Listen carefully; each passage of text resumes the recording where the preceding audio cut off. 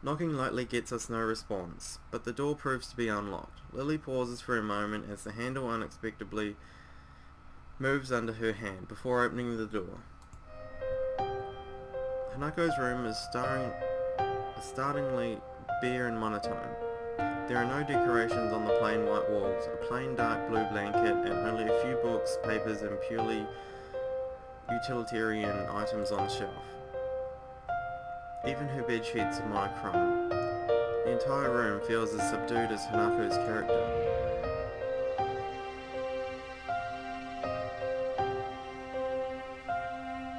Hanako herself is laying curled up on her bed. She may not be crying now, but her eyes are closed tightly to stop herself, and the tracks left by her tears still sit on her reddened cheeks. I quietly walk in and set her bag down on her desk, afraid of startling her too much. Hello, Hanako. Hisao told me about what happened today. Are you alright? Hanako's eyes open, though only a little. I am okay. He tilts her head slightly to look at me, noticing my grimacing before I can hide it. Sorry for making you worry. Really, I'm fine now. She really doesn't look nor sound okay, though at least she seems more calm than she was before. She still looks as if the slightest breath could emotionally break her. I said it before, right? You don't need to be sorry for this. Sal's right. I shouldn't have hidden something like a birthday celebration from you. I see Hanako shiver at the word. Lily picks up on the silence that follows and crouches down to Hanako's level. I'm the one who should be sorry, Hanako.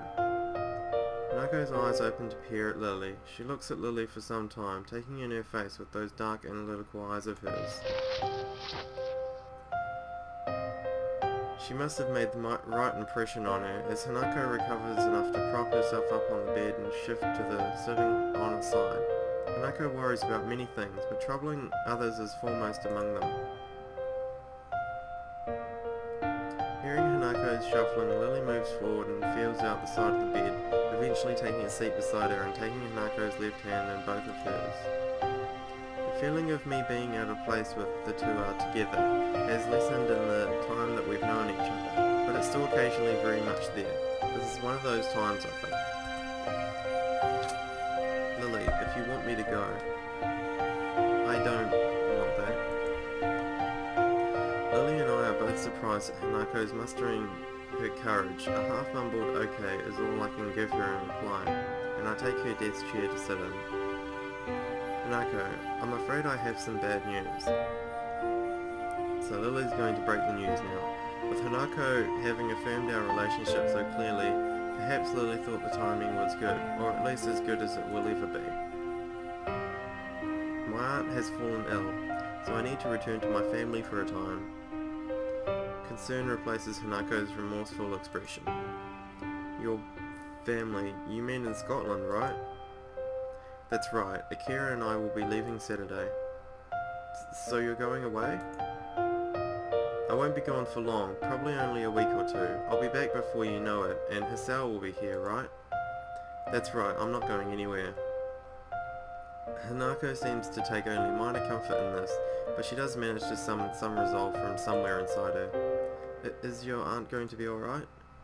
I'm not sure. Silence falls. It's depressing that the thing to truly bring Hanako out of her rut is another's misfortune. I decide to bring up the other matter that brought us here, to distract at least in part from the dismal feeling permeating the room. Anyway, we were thinking that it would be a good idea to have a going away party for Lily, and it could double as, yeah. I cut myself off before mentioning her birthday, as that seems to be a trigger for such fierce emotions within her. Lily gives Hanako's hand a gentle squeeze. Is it alright by you, Hanako? It won't be anything lavish or overdone. It won't be anything lavish or overdone, just something small in my room. So, just in the school? Just us? That's right, just the three of us, if you like. I could ask Akira to come as well. Okay, you're only going away for a week? 1 week or two, yes, I promise. I promise you it won't be any longer.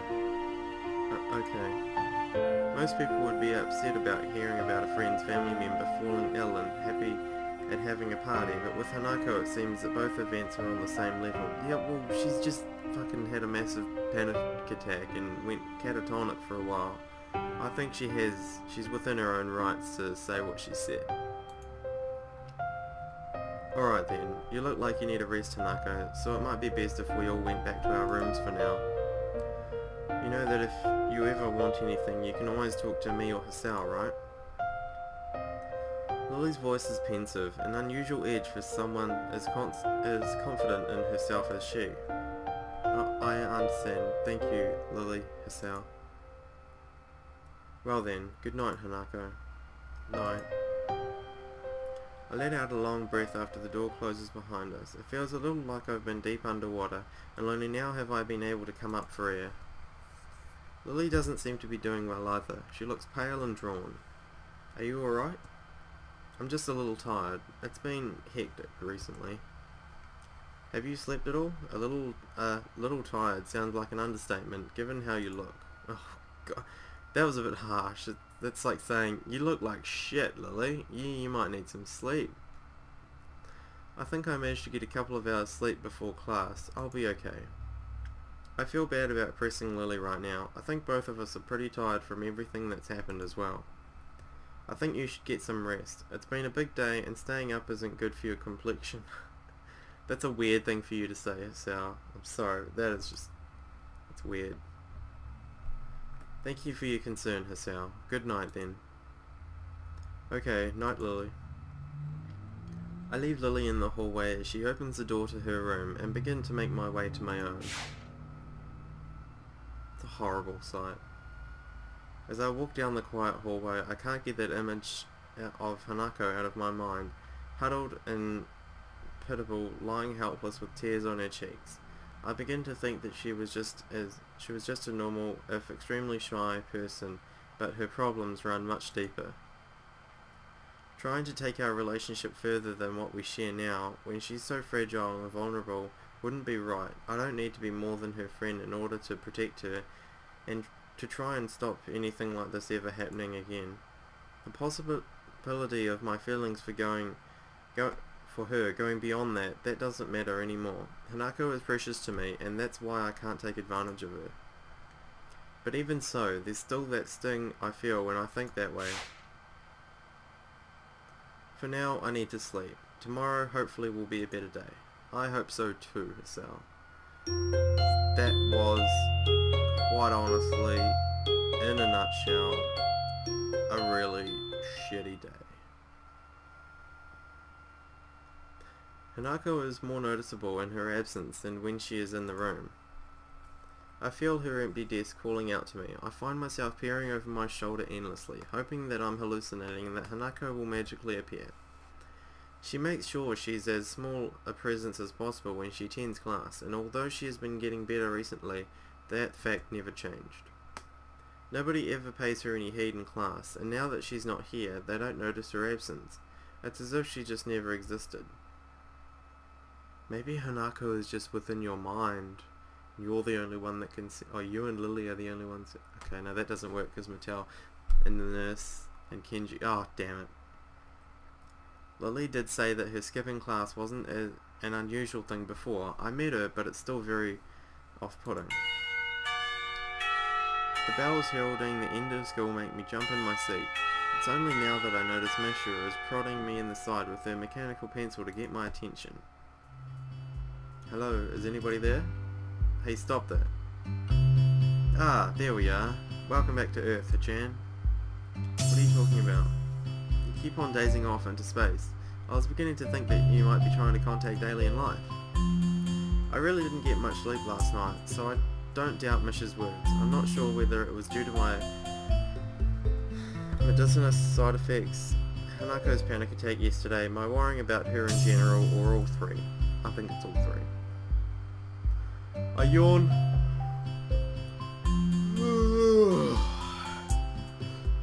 Oh no, why do I always do that? I pretend yawn, and then that just triggers a real yawn. I yawned timidly before resting my chin in my palm, having been reminded of how badly I slept. Hey, are you alright? Yesterday kinda rattled me as well. Yeah, I guess. I wanted to speak to Hanako again though. Did you see her last night? Yeah, Lily and I talked to her. This may sound a bit weird, but can you tell Shizune thank you from both me and Lily? I know Lily technically didn't thank Shizune, but I could tell by her reaction last night that she wanted to. At least that's how it works out in my head. What the fuck? ... I think what Chan is trying to say is you're welcome. The furious signing and Shizune's reddened cheeks tell me that what she said is entirely different. Her blatantly flustered expression is amusing enough to make me chuckle. What's so funny, Hachan? Was it something we said? No, that's not it. I was simply thinking about how cute Shizune can be at times. Wahahaha, you're right. Shichan is really cute when she tries not to be. I noticed that Misha decides not to sign her response to Shizune. Maybe Shizune's rage is enough of a counter to any quantity of cute. Nevertheless, Shizune quickly calms down and signs something else to Misha. ... Oh, okay. Shichan wants you to come and have dinner with us. Dinner, eh? Turning away from them a bit, lest I be swayed by their pleading smiles, I begin to mull it over. The invitation certainly is tempting. A takeaway dinner with two cute girls is not a bad thing after all. The thought of Hanako locked up in her room, though, keeps me dancing on the edge of my mind. Sorry, I'll have to pass. Aww. Misha doesn't sign my response, but Shizune picks up on it easily enough and grimaces in disappointment. She moves her arms, assumedly beginning some form of either protest or coercion, but stops herself and taps Misha's shoulder twice. Once Misha gives Shizune her attention, the only statement Shizune has on the matter is a shrug. Oh well, it's your choice, Chan. I promise I'll join you two another time, if that helps. Misha perks up at this, but Shizune doesn't share her reaction. With a flick of the head to signal for Misha to follow her away, Shizune simply raises her hand to silently wave me goodbye. As the two make their way out of the door, I return the gesture until they're out of sight. I didn't think they would be so disappointed, and it makes me feel a little bad for ditching them. Still, I have things to do. The girls' dormitory is especially rowdy today, with a number of girls loudly playing games and watching the television in the common room on the first floor. I can hear their voices even now, standing in front of Hanako's door. It's an odd contrast to the emptiness of the floor she's on. The voices from below make the emptiness feel all the more lonely. It's a little sad that for you to take the initiative, I'm talking about Hisao, for Hisao to take the initiative to, go to Hanako's room by himself, without any advice or anything from Lily, it requires a sort of life-changing event like Hanako going catatonic and fainting and going into a massive depressive state like that, We could have quite easily avoided all of this sort of emotions if he had just grown some balls in the start of the game. But that would not make the game interesting at all. It would just be boring as hell, and yeah, okay, anyway. I had hoped Hanako would be in class today, especially after the talk Lily and I had with her last night, but I feel like I shouldn't hold it against her. It was a pretty awful episode, and to have experienced it firsthand must be all the worse. Not knowing what state she's in, I take a small breath before giving a few sharp knocks on her brown door. All I can do is stand and wait, doing my best not to feel anxious. As the seconds wear on, I begin to think she might be asleep and didn't hear me knocking. The door handle rattles a little before I can raise my hand to knock again though. The door opens a sliver, an eye appearing in the gap only just large enough for it to peer through. I'm sure this girl would install a peephole in a dormitory door, if only such a thing was allowed. Yeah, that's not as cute as seeing like half of her figure just peeping out of her door. I just stand and smile at her. I don't think words would really help here after all. As long as it's not like a creepy pedophile, stalker smile. You should be right. Oh, I didn't even read that shit. The actors returned in kind, with Hanako wordlessly looking at me. The gap's not wide enough to see her expression, and I can only guess what she's thinking. Time passes as we look at each other, the only sound being the disembodied gaiety from the ground floor.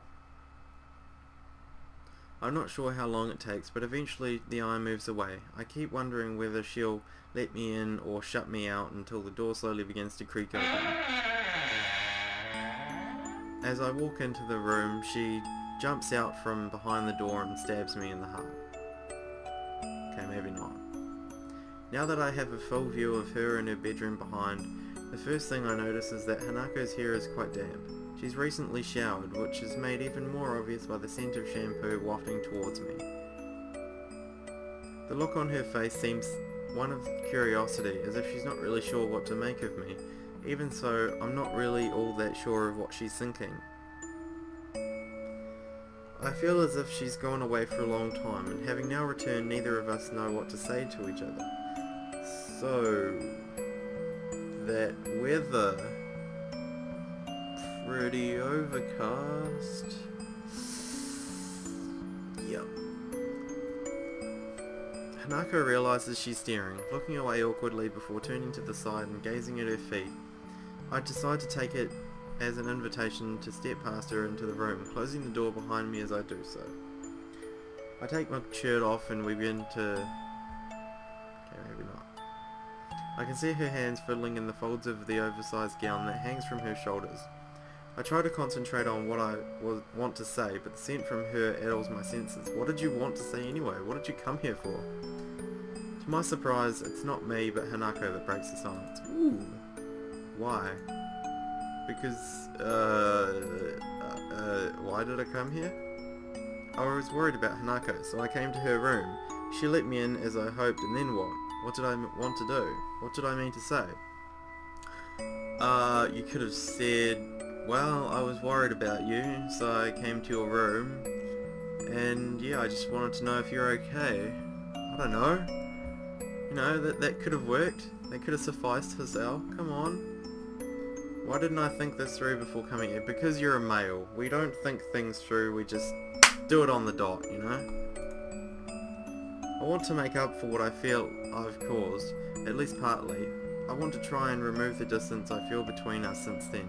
And to see her happy, how can I do that when I know the first thing about it, when I don't know the first thing about it? I wonder if this is how Hanako felt when she saw me lying in that sterile pastel blue hospital bed.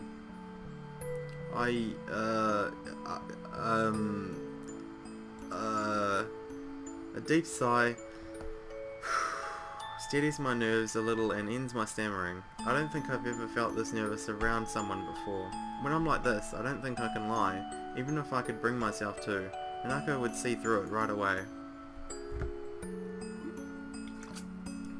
I don't know, I just wanted to see you, I guess. That's cute. Her fingers stop moving, giving me a little surprise. Looking up to her face, she gives me a sweet smile and a nod. That was a satisfactory answer for her? Yeah, of course. Since you're here... She begins to take her... I'd like to play a game of chess with you. Oh, hell yeah! I almost hang my head in disbelief that all she wants to do, after I've been winding myself up so much, is play a game. Looking at her face though, a tentative smile perched upon it, I realise that this is more than that. She could have not bothered answering the door. She could have shut it as soon as she saw my face. She could have asked me to leave.